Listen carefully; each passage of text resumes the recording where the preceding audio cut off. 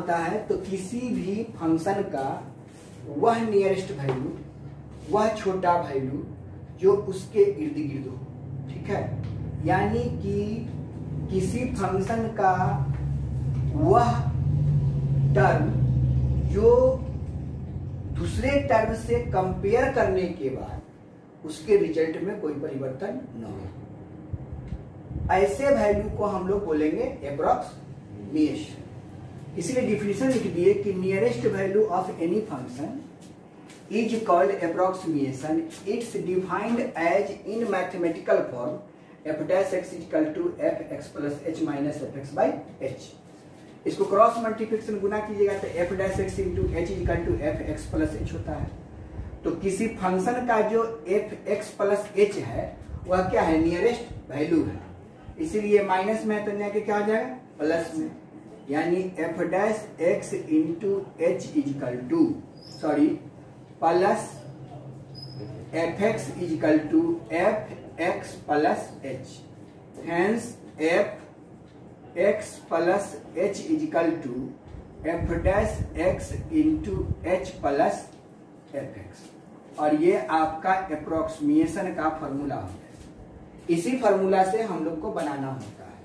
तो x जो होता है वो क्या होता है, where x is a complete function and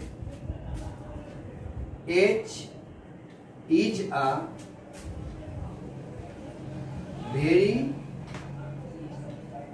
small function। इसी को हम लोग नियरेस्ट वैल्यू भी बोल सकते हैं,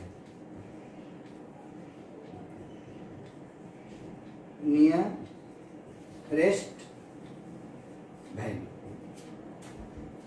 तो ये आपका नियरेस्ट वैल्यू हो जाएगा। अब इसको हमको समझना है, इसको बनाने के लिए जो वर्किंग रूल लिखा गया है उसको समझिए।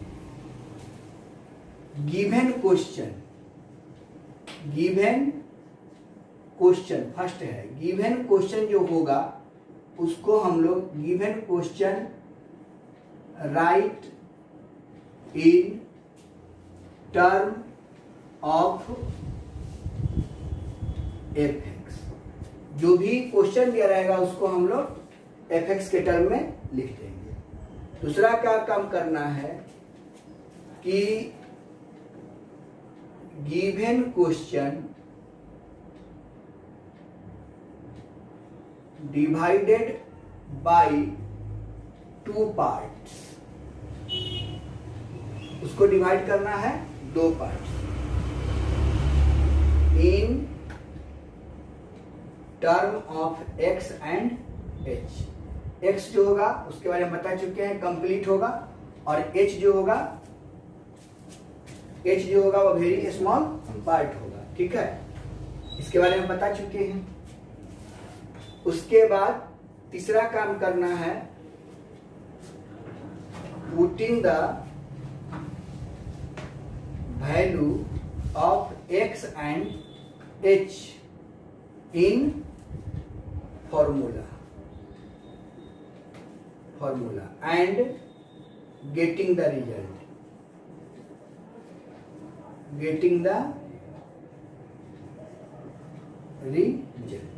यही 3 काम आपको पूरे अप्रोक्सीमेशन में करना है और आपका टोटल क्वेश्चन बन जाएगा। तो ये 3 काम आपको करना है। अब इसी के बारे में आपको हम समझा देते हैं एक एग्जाम्पल से। अब आपको कोई भी एग्जाम्पल आपको हम लेके इसको समझा देंगे और ये आपका अप्रोक्सीमेशन समाप्त हो जाएगा। अब मान लीजिए कि हम लोग कोई भी क्वेश्चन ले सकते हैं, इसके लिए कोई टेंशन नहीं है। अब सपोज कीजिए कि मैंने एक क्वेश्चन लिया और वो क्वेश्चन है रूट अंडर 36 का अप्रोक्सीमेशन वैल्यू निकालना। 36 का तो 36 तो ऑलरेडी तोड़िएगा तो 2 भागों में टूट जाएगा, एक 6 का और आपका 6 का स्क्वायर 36 होता है ना, और h इसमें कुछ जुड़ा हुआ नहीं, तो ऐसा क्वेश्चन नहीं रहेगा। क्योंकि वो कंप्लीट वैल्यू दिया, इसीलिए 36 ना होके या तो इसको 35 हो सकता है या 37 हो सकता है। समझिए बात, 36 के रूप में नहीं होगा। जब भी क्वेश्चन यहां से बनेगा तो या तो रूट 37 होगा या रूट 35 होगा, समझे। अगर यहाँ पे रूट 37 है तो इसको जो हम डिवाइड करेंगे, इसको जो हम बनाएंगे, यहाँ समझिए, इसको जो हम सॉल्व करेंगे क्या लिखेंगे, रूट अंडर 36 प्लस 1, क्योंकि 36 जो होता है कंप्लीट होता है 6 का, ठीक है। और इसको जो हम सॉल्व करेंगे तो दो भागों में तोड़ना है, तो इसको क्या लिखेंगे, रूट अंडर 36 माइनस 1, ठीक है। अगर यहाँ 34 होता तो क्या लिखते, 36 माइनस 2, यहाँ पर 38 होता क्या 36 प्लस 2। समझ में आया, क्लियर हुआ। चलिए, तो इसको हम तोड़ना सिखा दिए, मतलब रूप हमको 36 का ही लेके चलना है, तो 36 यहाँ पर कंप्लीट वैल्यू है, तो ये टर्म जो होगा वो आपका x हो जाएगा और ये टर्म जो होगा वो आपका h हो जाएगा। अगर 35 का बनाइएगा, 35 का बनेगा तो ये आपका x हो जाएगा, ये आपका h हो जाएगा। तोड़ना सीख गए। अब हम आपको तोड़ना सिखा दिए, x और h तो खोज लिए। पहले given question right in form of function, जो क्वेश्चन दिया रहेगा उसको हमको किस रूप में लिखना है, फंक्शन के रूप में लिखना है। अगर क्वेश्चन में आपका कितना दिया हुआ है 37, तो क्या लिखेंगे कि since given fx equal to root under 37 के जगह पर x के टर्म में लिखना है, हमें x। समझ में आया। जो रहे उससे हमको कोई मतलब नहीं, 35 रहे 36 रहे जो भी रहे, fx equal to root x मान लेना है, जो क्वेश्चन रहे। बिल्कुल क्लियर है, समझ में आया। अब आप देखिए उसके बाद आपको क्या कह रहा है, फार्मूला क्या कह रहा है, डिमांड क्या कह रहा है, फार्मूला डिमांड कर रहा है कि f डैश x, तुमने इसको पुट कीजिएगा, putting the value of formula. तो क्या चाहिए हमको, f डैश x चाहिए, तो यहां से f डैश x निकालिएगा। रूट x का डिफरेंशिएशन 1/2 रूट x, ठीक है। अब हमको फार्मूला क्या है, f(x plus h is equal to f dash x into h plus fx। तो बताइए f डैश x का मान निकाल चुके हैं, f डैश x का मान कितना निकला, 1/2 root x into h plus fx का मान कितना दिया हुआ है, रूट x। समझ में आया। अब x के जगह पर कितना है, देखिए क्वेश्चन पर बना रहे हैं 37 वाला, यह क्वेश्चन बन रहा है, तो क्या लिखेंगे, f x के जगह पर 36 प्लस 1, x कौन हुआ 36, h कौन हुआ 1, तो 1/2 अंडर रूट 36 इंटू h की जगह पर 1 प्लस रूट अंडर x की जगह पर 36। कोई दिक्कत है। अब इसी को सॉल्व करिए, क्या हो जाता है, 1/2 36 का जो रूट्स निकलेगा वो कितना निकल जाएगा, 6 इंटू 1 प्लस इसका वैल्यू 6। अब देखिए 1/12 प्लस 6, 1 में 12 से भाग दीजिएगा तो कितना होगा, या गुना कर लीजिए, एलसीएम में लीजिएगा 12, यहाँ 6, 12 छक 72, 72 और 1 73 बटा 12 छक 72 08, तो यहाँ पर कितना होगा 6.0, और ये इसका क्या निकल गया, अप्रोक्सीमेट वैल्यू निकल गया। अब आप कहिए कि हमको सर इस पार्ट का बना के बताइए, एक प्लस में और दूसरा माइनस में। तो अगर इसको आप माइनस वाला बनाइएगा, यानी क्वेश्चन आपका कौन हो जाएगा, रूट अंडर 35, और ये बनाए थे रूट अंडर 37 का, अब बनाएंगे रूट अंडर 35 का। तो रूट अंडर 35 का जो बनाइएगा तो क्या लिखिएगा, बोलिए, वही बात, क्या मानना है, फंक्शन, क्वेश्चन को फंक्शन मानना है। तो क्या लिखेंगे कि सिंस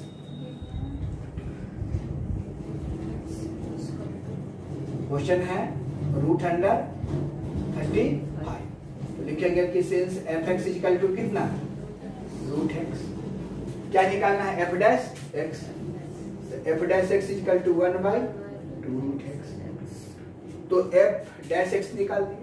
अब 35 को सिर्फ के भागे बनाया 36 और -1 के रूप में, अच्छी बात है।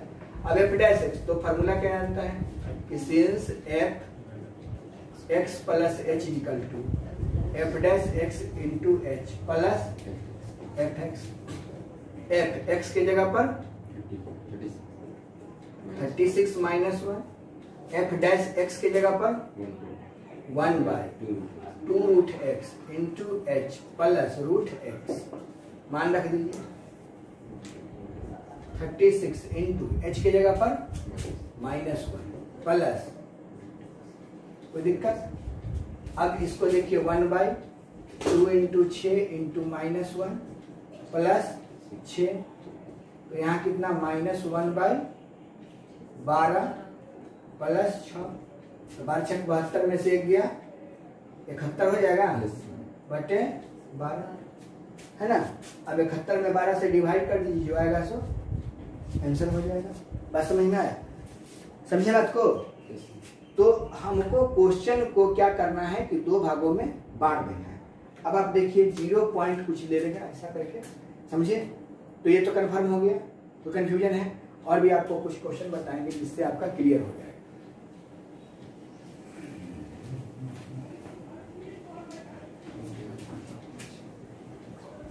अब यहाँ पर क्वेश्चन दिया हुआ है, अब मान लीजिए √129 का क्यूबिक रूट्स दिया हुआ है। क्या दिया हुआ है? क्वेश्चन में है कि cubic roots of 29, cubic roots है, तो क्यूबिक रूट्स ऑफ 29 इसका मतलब कि स्क्वायर रूट्स था तब ना 36 को 6 लिखते थे। क्यूबिक रूट्स है मतलब यहाँ पर 29 है, तो 29 से कम या ज्यादा किसका कंप्लीट क्यूबिक होता है? 27 का। 3 तिया 9 तिया 27, यानी इसको तोड़ना होगा किसके भाग में? 27 प्लस कितना? 2।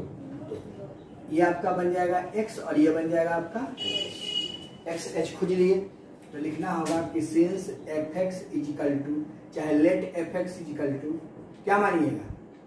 Cubic roots of x। तो हमको क्या करना पड़ता है? सबसे पहले डिफरेंशिएट, यानी x के पावर पहले से कितना है? x के पावर 1/3, 2 था तो 1/2 और 3 था तो 1/3। Hence f dash x equal to 1/3 x के पावर 1/3 माइनस 1, तो 1/3 x के पावर -2/3। इसी को सॉल्व करेंगे तो 1/3 x 3 रहेगा ना, yes, और 2/3। समझ में आया? क्लियर हुआ? अब इसको डिफरेंशिएट करते हैं। हमको क्या चाहिए? f x plus h, f dash x into h plus f dash x का मान निकाल चुके हैं 1/3 इंटू x के पावर 2/3 इंटू h प्लस यहाँ पे क्यूबिक रूट्स ऑफ x यानी x के पावर 1/3। क्लियर है? हुआ? अब इसके जगह पर मान रख दीजिए, x के जगह पर कितना रखेंगे? 27 और h की जगह पर कितना रखेंगे? 2। अब वैल्यू रख के देखिए। अब इसको सॉल्व कीजिएगा तो क्या हो जाएगा? 1 तो लिखेंगे कि hence f 27 plus 2 equal to 1/3 into 27 के पावर 2/3 इंटू h की जगह पर कितना है? 2 प्लस 27 के पावर 1/3। कोई दिक्कत?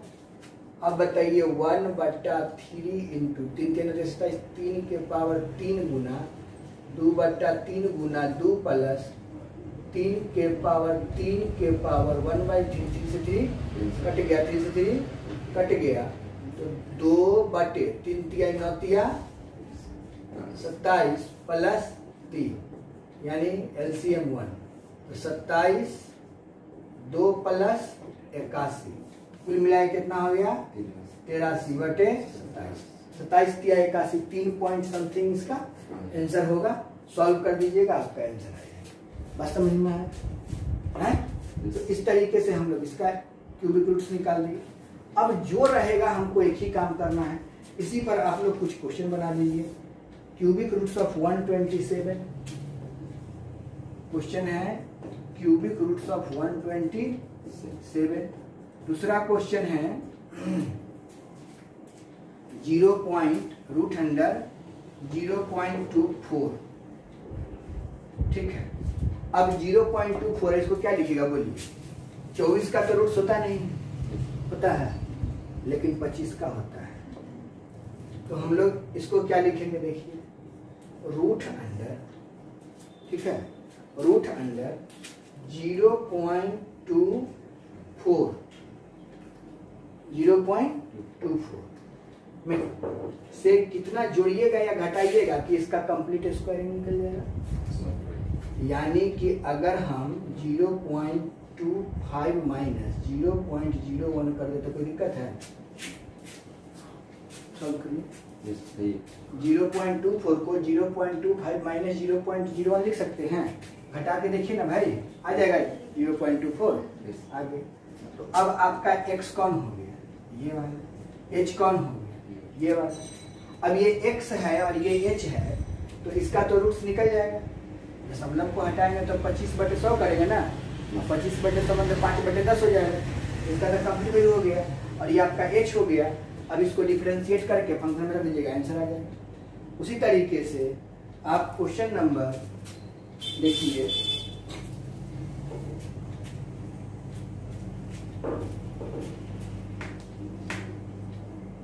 क्वेश्चन नंबर 3 आप देख सकते हैं।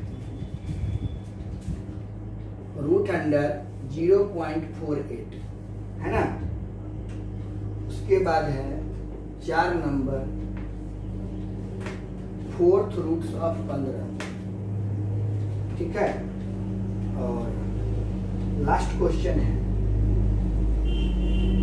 1/2.002 का होल स्क्वायर। ये क्वेश्चन को आप लोग बना के देखिए, बनता है कि नहीं बनता है। का तो क्वेश्चन बना के देखिए तो बन रहा है कि नहीं बन रहा है। चलो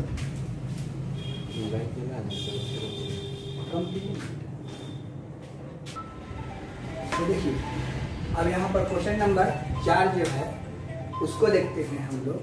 यहाँ पर क्या है कि 4√15, ठीक है। तो इसको हम लोग क्या करेंगे? Let f(x) equal to 4th roots of x के रूप में कन्वर्ट कर दिए। इसी को लिखेंगे f(x) इक्वल टू x के पावर 1/4। तो इसको डिफरेंशिएट कर दो। f'(x) इक्वल टू 1/4 x के पावर 1/4 माइनस 1।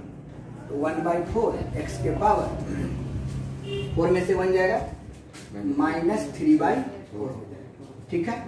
अब 1/4 x के पावर माइनस 3/4 को हम लोग लिख सकते हैं 1/x के पावर 3/4। ये मेरा f'(x) निकल गया। अब f'(x) निकल गया तो यह 15 है। तो 15 को 2 भागों में बांटोगे तो क्या क्या लिखोगे? इस 15 को 2 भागों में बांटेंगे तो लिखेंगे हम 16 माइनस 1, क्योंकि 4th रूट्स है। ये 2 का हो जाएगा और ये 1 का हो जाएगा, तो माने ये x हो जाएगा और ये h हो जाएगा, ठीक है। इसको हम लोग रफ में समझ लेंगे, अलग कर लेना, ठीक है। ऐसा नहीं कि इसी में इसको इंक्लूड कर देना, अपना रफ में समझ लेना है इसको।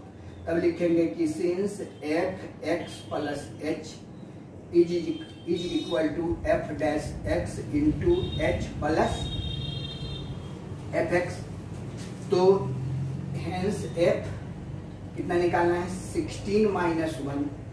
f'(x) की जगह पर कितना लिखेंगे? 1/4 इंटू 1/x के पावर 3/4 इंटू h की जगह पर -1 और f(x) के जगह पर x के पावर 1/4। अब x की जगह पर मान रख दीजिए 1/4 इंटू 1/16 के पावर 3/4 इंटू -1 प्लस 16 के पावर 1/4। और ये मेरा काम हो गया। अब इसको सॉल्व कर लीजिएगा तो क्या होगा? 1/4 इंटू 1/2 के पावर 4 इंटू 3/4 इंटू -1 प्लस 4 के पावर 2 के पावर 4 इंटू 1/4, ये कट गया, ये से ये कट गया। 1/4 इसको लिखेंगे 1/2 के पावर 3 मतलब 8 इंटू -1 प्लस 2। चलिए तो अब इसको मल्टीप्लाई कीजिएगा तो 1/32 माइनस में +2। अब इसको सॉल्व कीजिएगा तो क्या होगा, दिख रहा होगा आपको, LCM 32 -1 + 64। अब यहाँ पर हो गया 63/32।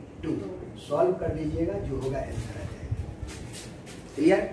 उसी तरीके से तुम्हारा क्वेश्चन था ये 5 नंबर कि 1/2.0002 ना का होल स्क्वायर।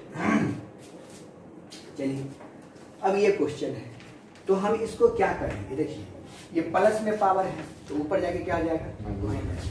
इसी को हम लिख सकते हैं 2.002 के होल पावर -2।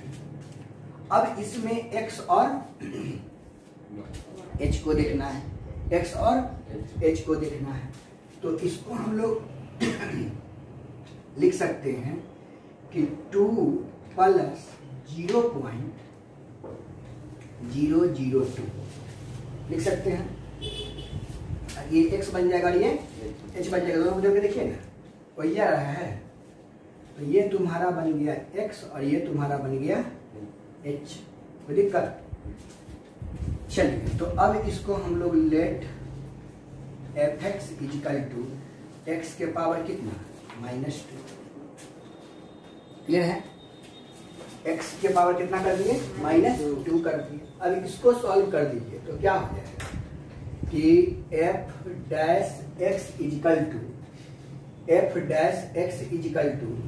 = यहाँ पे -2 इंटू x के पावर -2 - 1 बने -3 -2/x क्यूब, ये निकल गया हमारा f'(x).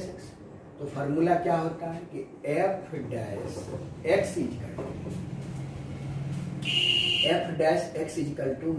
-2/x cube. तो लिखेंगे कि since fx + h = f' into h plus f'(x). Clear है। अब यहाँ पर हेंस fx की जगह पर 2 + 0.002 = f'(x) की जगह पर कितना पुट करेंगे, f'(x) की जगह पर -2/x क्यूब इंटू h की जगह पर वही 0.002 और प्लस fx की जगह पर हम माने हैं x के पावर -2, यानी कि x के पावर -2। ठीक है।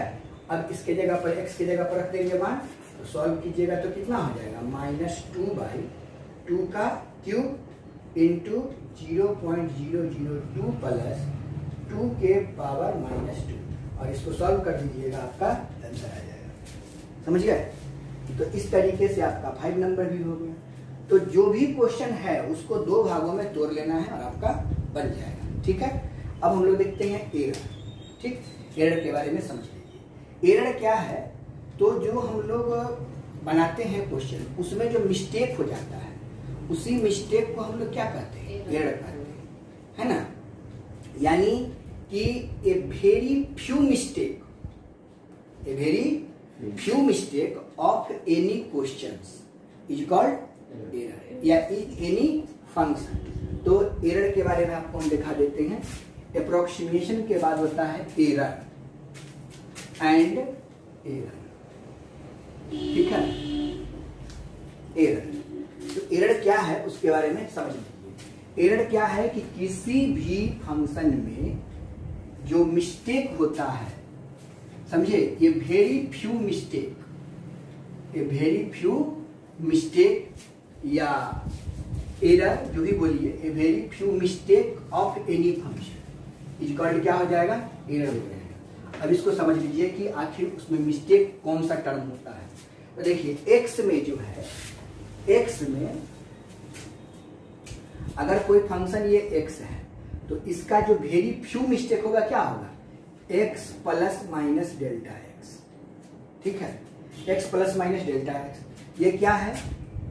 वेरी स्मॉलेस्ट टर्म है, वेरी चाहे स्मॉलेस्ट टर्म लिख दीजिए, एस स्मॉलेस्ट टर्म, जिसको जोड़ने और घटाने से कोई फर्क नहीं पड़ता है। समझ में आया? यानी कि x के साथ आप x equal to x plus minus delta लिखने का मतलब है कि x के साथ इस प्लस माइनस डेल्टा x को जोड़ने से कोई फर्क पड़ने वाला नहीं है। तो ये जो मिस्टेक होता है, ये नॉर्मल मिस्टेक होता है, इसी को हम लोग बोलते हैं एरर। ठीक है? और इसका जो इस एरर का जो फॉर्म होता है, एरर का जो फॉर्म होता है, फॉर्म ऑफ एरर जो होता है, फॉर्म ऑफ एरर जो होगा वो 3 होता है। पहला एब्सोल्यूट एरर, दूसरा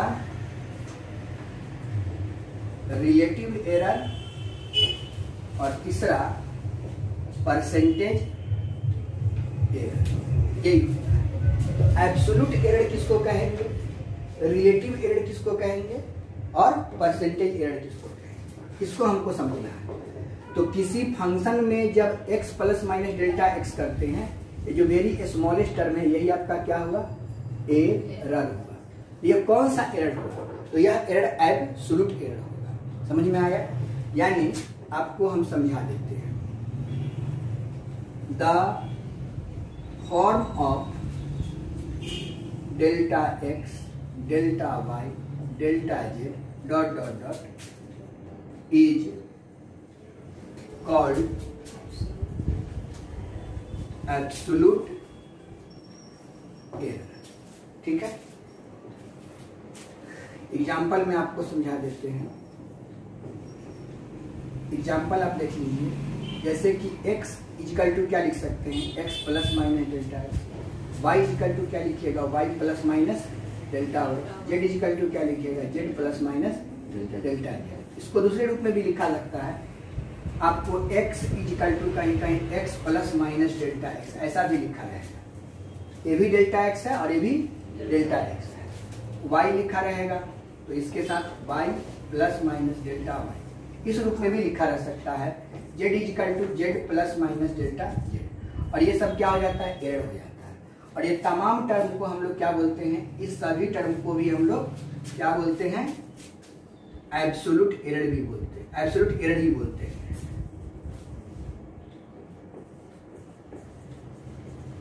एब्सोल्यूट एरर, इसको भी हम लोग एब्सोल्यूट एरर ही बोले। ठीक है? अब इसका रिलेटिव एरर क्या हो जाएगा, इसका रिलेटिव एरर क्या होगा उसको समझ लीजिए। तो रिलेटिव एरर क्या होता है,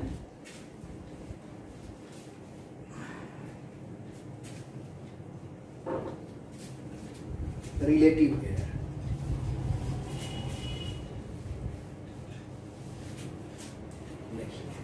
रिलेटिव एरर क्या है वो समझिए।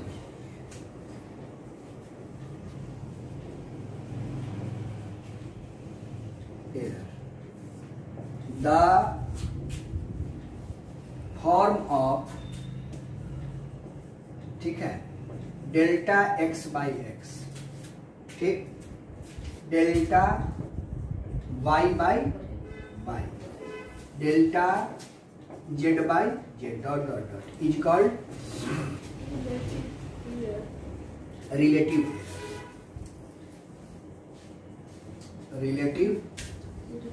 एरर। और ये आपका रिलेटिव एरर हो जाएगा।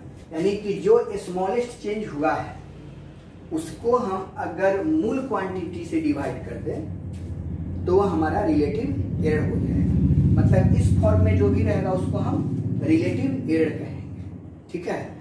तो रिलेटिव एरर जैसी पूछेगा तो आपको इस रूप में आपको लिखना पड़ेगा। क्यों? अब मान लीजिए एग्जाम्पल आपको देख लीजिए। अब हम मान लेते हैं कि क्वेश्चन हम दिया हुआ है 2 प्लस माइनस 0.02। ठीक? तो इसका एब्सोल्यूट एरर कौन हो गया, ये आपका हो गया एब्सोल्यूट एरर, हाँ, ए। और इसका रिलेटिव एरर कौन हो जाएगा, 0.02 divided by 2। This is called relative error. तो ये रिलेटिव एरर हो जाएगा और ये आपका एब्सोल्यूट एरर हो जाएगा। समझ गए? अब तीसरा टर्म बचता है आपका परसेंटेज एरर। तो परसेंटेज एरर किसको कहते हैं वो देख लीजिए। अब परसेंटेज का मतलब क्या होता है? 100। तो कितना से मल्टीप्लाई कर दीजिएगा? 100 से मल्टीप्लाई कर दीजिए। 100 से मल्टीप्लाई किसी फंक्शन में कर देंगे तो क्या बन जाएगा? वो परसेंटेज एरर बन जाएगा। यानी किसी फंक्शन को परसेंटेज एरर बनाना होगा तो क्या करेंगे? परसेंटेज एरर, परसेंटेज एरर क्या है वो देखिए। The form of delta x by x into 100 comma delta y by y into 100 delta z by z into 100 dot dot dot is called percentage error. कोई doubt है? और इसको हम लोग बोलेंगे परसेंटेज एरर बोलते हैं। तो कंफ्यूजन है? तो देखिए हम लोग क्या देखे कि डेल्टा एक्स के रूप में रहेगा। कुल मिला के अब हमको दिखाई देने लगा कि डेल्टा एक्स रहेगा तो उसको क्या बोलेंगे? Absolute error. Delta x by x रहेगा तो क्या बोलेंगे? Relative error. और delta x by x into 100 रहेगा तो क्या बोलेंगे? परसेंटेज। यही कुल 3 प्रकार के एरर के फॉर्म होता है। ठीक है? ये जो फॉर्म होता है वो क्या होता है? 3 प्रकार का होता है। अब यहां पर आप देखिए, मान लीजिए कि अगर कोई ये सर्कल है, ठीक है, अब इस सर्कल का रेडियस कितना है? r है। फिर से वही वाली बात आते हैं रेक्टेंगुलर, ठीक। तो ये रेडियस इसका r है। तो अब बताइए कि अगर यहाँ पे हम जानते हैं, क्या जानते हैं वो देखिए कि एरिया ऑफ द सर्कल क्या होता है? पाई आर स्क्वायर होता है। क्लियर? अब यहाँ पे भाई मोरे अगर इसको हमको निकालना पड़े कि एरर ऑफ रेडियस, रेडियस में कितना एरर होगा, एरिया में कितना एरर होगा, तो टाइम के रिस्पेक्ट में डिफरेंशिएट नहीं करेंगे, इसको किस में करेंगे? आर के रिस्पेक्ट में। तो इसको लिख दीजिएगा differentiating with respect to r. Clear? तो क्या लिखेंगे कि देखिए डिफरेंशिएट कीजिएगा तो क्या लिखिएगा? डी ए बटा डी आर। डिफरेंशिएट कर रहे हैं, इज इक्वल टू कितना होगा? 2 पाई आर। कोई कंफ्यूजन है? तो अगर इसमें से डी ए की बात किया जाए, डी ए इसका मतलब absolute error of area, absolute error of area. तो एब्सोल्यूट एरर ऑफ एरिया निकल जाएगा 2 पाई आर डी आर। ये निकल गया, कोई दिक्कत? अब इसका हमको निकालना है कि सर ये तो बात बड़ा बढ़िया आप बोल दिए, इसका ना सर हमको रिलेटिव एरर, ये क्या होगा? Absolute area.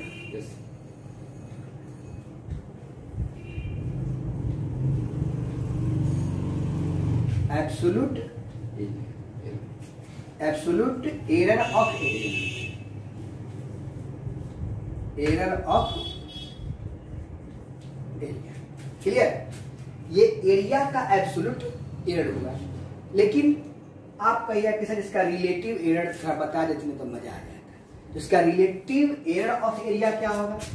तो रिलेटिव एरर ऑफ एरिया के लिए डेल्टा ए में कितना से डिवाइड कीजिएगा? ए से।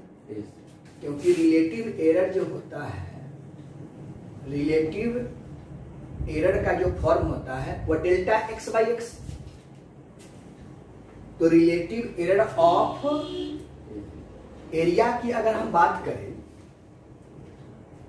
तो डेल्टा ए में किससे भाग देना होगा? ए से। जब डेल्टा एक्स में एक्स से भाग देते हैं तो रिलेटिव एरर ऑफ एक्स हो जाता है। तो रिलेटिव एरर ऑफ एरिया, तो यहां क्या है? Delta A. तो क्या लिखना होगा कि डी ए बटा A, D A by A is equal to क्या होगा भाई? 2 pi r, 2 pi r d r. अब भाई भाग दिए हैं इधर ए से, तो इधर भी तो आपको ए से भाग देना होगा। तो इधर भी आपको भाग देना होगा ए से। बात समझ में आया? तो इस फॉर्म को हम लोग बोलेंगे रिलेटिव एरर ऑफ एरिया। अब आपके दिमाग में एक बात आने लगा होगा, सर टू लिखना पड़ेगा फिर एरिया लिखना होगा, बड़ा आप टेंशन वाला काम दे रहे हैं हमको, कैसे कैसे करेंगे सर? नहीं, तो इसको छोटा करिए, d A by A is equal to 2 pi r d r divided by area आप निकाल चुके हो पाई आर स्क्वायर, तो पाई आर स्क्वायर हो गया, पाई से पाई कट गया, एक बार चार कट गया। तो अब आपका डी ए बट्टा ए जो हुआ वो 2 डी आर बाई आर हो गया। डी आर का मान पहले से आपको पता ही है, रेडियस का मान दिया हुआ ही है, तो आसानी से इसका काम कर लेंगे। और ये मेरा छोटा फॉर्म निकलेगा, लेकिन बेसिकली यही चीज है। अब इसका परसेंटेज एरर निकालना होगा, तो हम D A by A into क्या करेंगे, 100 कर देंगे, तो क्या हो जाएगा, परसेंटेज एरर हो जाएगा।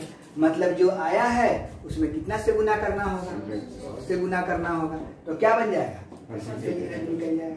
इसी तरीके से जब एरिया का हम लोग एब्सोल्यूट एरर ऑफ एरिया निकाल सकते हैं, रिलेटिव एरर ऑफ एरिया निकाल सकते हैं, परसेंटेज एरर ऑफ एरिया निकाल सकते हैं, तो क्या आप इसका सरकमफ्रेंस का एब्सोल्यूट एरर, रिलेटिव एरर और परसेंटेज एरर नहीं निकाल सकते हैं? बिल्कुल निकाल सकते हैं। केवल सरकमफ्रेंस का फॉर्मूला होगा, फॉर्मेट यही होगा, सॉल्यूशन यही होगा, और हम करते चले जाएंगे और मेरा आंसर आता चला जाएगा। तो आपको सबसे पहले पकड़ना होगा, अगर यह स्फीयर होता तो हम लोग वॉल्यूम को लेके चलते, वॉल्यूम पूछेगा एरर ऑफ वॉल्यूम, तो वॉल्यूम बनाएंगे। क्यों होगा, मतलब कि वहां पे टाइम के रिस्पेक्ट में डिफरेंशिएट करते हैं, और यहाँ पर जो फंक्शन आपका जो वर्क कर रहा है उसके रिस्पेक्ट में डिफरेंशिएट करेंगे, और मेरा एरर कंप्लीट हो जाएगा। जो पूछेगा उसको हम बना देंगे। आया समझ में, क्लियर हुआ? तो ये आपका एरर भी आज समाप्त हो गया। तो आपका दो चीज खत्म हुआ, एक अप्रोक्सीमेशन और दूसरा एरर। ठीक है, ये दो चीज रॉस थ्योरम मैंने पढ़ा चुका हूँ, लैग्रेंज थ्योरम हम पढ़ा चुके हैं। अब आपके पास बच गया है maxima minima, increasing decreasing, normal. ये 3 टॉपिक्स को पढ़ाना है और आपका एओडी समाप्त। समझ गए? तो ये 3 टॉपिक 3 क्लास लगेगा और एओडी आपका समाप्त हो जाएगा, और उसके बाद हम शुरू करेंगे इंटीग्रेशन, जो सबसे लंबा चैप्टर तो नहीं ही कहा जा सकता है क्योंकि डिफरेंशिएशन लंबा नहीं है, लेकिन वहां से धांसू क्वेश्चन पूछता है, खूब क्वेश्चन पूछता है। जिनको एयरफोर्स में जाना है, जिनको आईआईटी क्वालिफाई करना है, तो बिना इंटीग्रेशन के संभव नहीं है। तो इंटीग्रेशन को जम के पढ़ाएंगे, है ना।